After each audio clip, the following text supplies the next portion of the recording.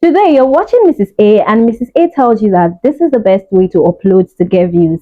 Tomorrow you're watching Mrs. B and Mrs. B is saying something that is directly opposite from what Mrs. A has said. Now you're just so confused and you don't know who to even believe. Let me tell you something real quick. It doesn't matter if you're posting through this way, through your YouTube application or a browser. It really doesn't matter, because if you would get your views, you would get your views. That is not the factor for getting views at all, as you have heard from a lot of creators. Now, I believe knowledge is power. That is why in this video, I am going to be explaining to you what it means to post in all these different ways, so that by the end of this video, you are able to decide on your own and know what the best practice is for you while uploading your video. Trust me, you're not going to regret it. So watch this video to the end.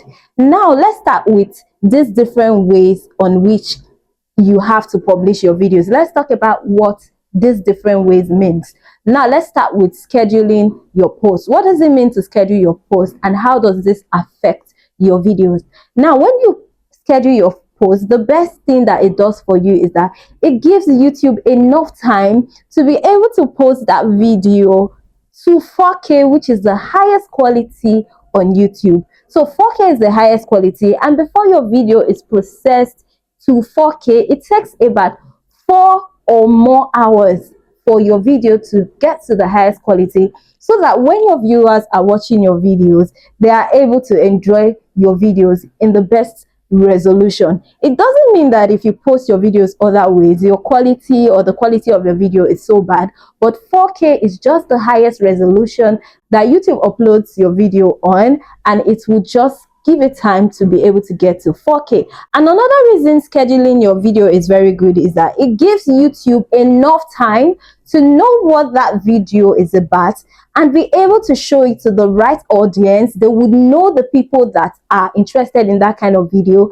That way, by the time your video is uploaded, it's on the homepage, it is getting to people that are interested in that kind of views. Now, it is not dependent on your thumbnail to not be, to attract them to click on that video, because YouTube would have done its own work and figured out who that video is for. So that is why you need to work on your thumbnail, so that by the time YouTube shows that video to the right audience, they are clicking on that video and watching the video. Now let's move to unlisted. How does it work with unlisted? So when it comes to unlisted, the main reason this unlisted was actually placed by YouTube is for actually videos that you don't want to show to a wider audience. Now, when you put your video on unlisted, what you are automatically telling YouTube is that this video is not for everybody. This video is for a selected few, which means that only those with the link of these videos are allowed to see this video. So if you give the link of that video to anybody, that person can view that video. Now, if you now decide to put that video on public later, the view might not, be so much, because YouTube has already analyzed this video and seen that it was on unlisted, which means it is not for everybody. Another way that YouTube uses unlisted is for themselves. Sometimes you might have an issue with your channel. It can be a monetization issue, it can be, violation issue or anything. What YouTube can do is that they will tell you to upload a video onto the unlisted, so that they can be the only ones to access that video and be able to figure out what the problem is, right? Like I said, it happens when you're having issues with monetization, when you're having issues with violating the YouTube law. So I would not really advise for the unlisted. Now that you know what unlisted is, let's move to actually posting your videos publicly. Now, posting your videos publicly for me is not what I do always, but I do it sometimes, but it's not what I do always, because I love to schedule my videos and just give YouTube that time to be able to, collect data and know who that video is for, so that by the time I'm posting it, it is doing well. But there are times when you might not have that time.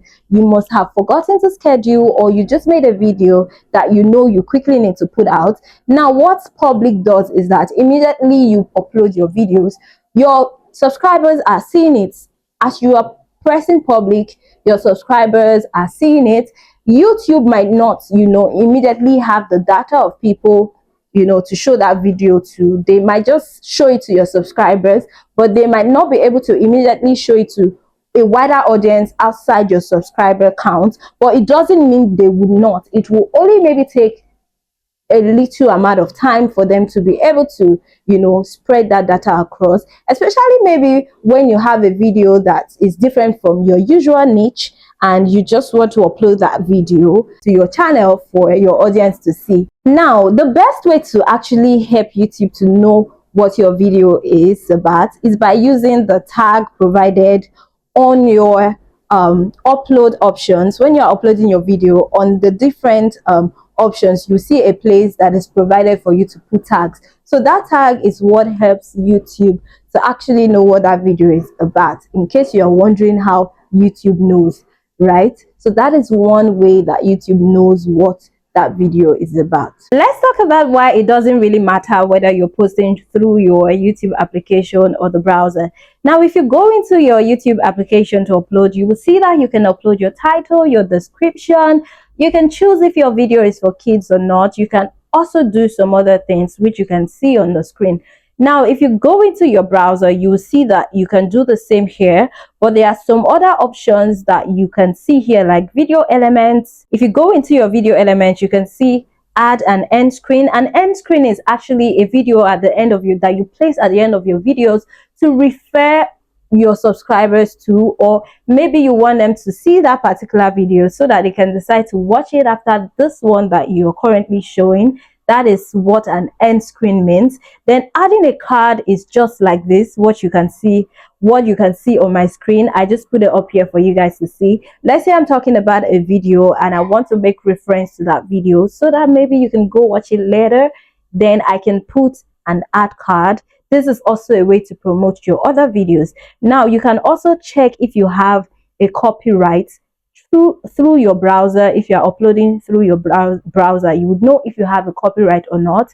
And then you have visibility, which is also on your YouTube application if you are uploading through that way. Now, if you go to details, you will see that you have title, description, thumbnails, playlist as well. You can add your videos to playlists. It is very important for you to do that because you help your viewers binge watch your videos, right? Giving you more watch hours and views.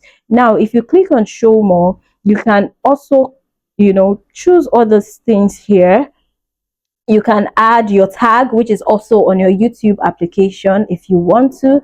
And then you would see category as well. You can put up your comment section if you want. Now, when it comes to video element, if you cannot do this on your YouTube application, you can do this after uploading on your YouTube application, right? Because I have seen a lot of people say that they prefer uploading on their YouTube application because it is faster for them. I have not experienced that because I post using my PC and I use the browser. So I don't really know how fast it is or not. It's been years since I uploaded like that. But let's say you upload your video on the application. What you can do, like I would show you now, you can go into any of your videos, even your old videos, you can do this on. All you have to do is click on this one that looks like a pencil, right? Symbol, click on it. It is called details. When you click on it, you can go ahead to, edit anything that you want to. If you click on show more, you see everything there for you to work on. You can also now even add your end screen if you want to, which is by the right on this side. Click on end screen and you'll be able to add your end screen, right? And you can also go ahead to add a video card on here. So there is no much difference between posting on your YouTube Studio application or your browser. So this way you can choose whatever practice is best for you. Honestly, what I'm trying to say in essence is that if you love posting through the YouTube application, after you're done posting there, you can go back into your browser, your YouTube Studio browser, and then impute every of these things so that you can be able to maximize your video. Now, I know that this is contradicting to what a whole lot of other content creators have said.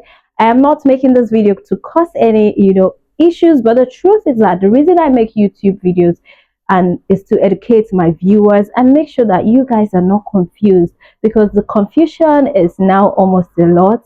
You would see a lot of videos on YouTube and it's so hard to know who to follow. I hope this video was helpful. If it was, please let me know in the comment section, and don't forget to subscribe to my channel. Thank you for watching. See you on my next video.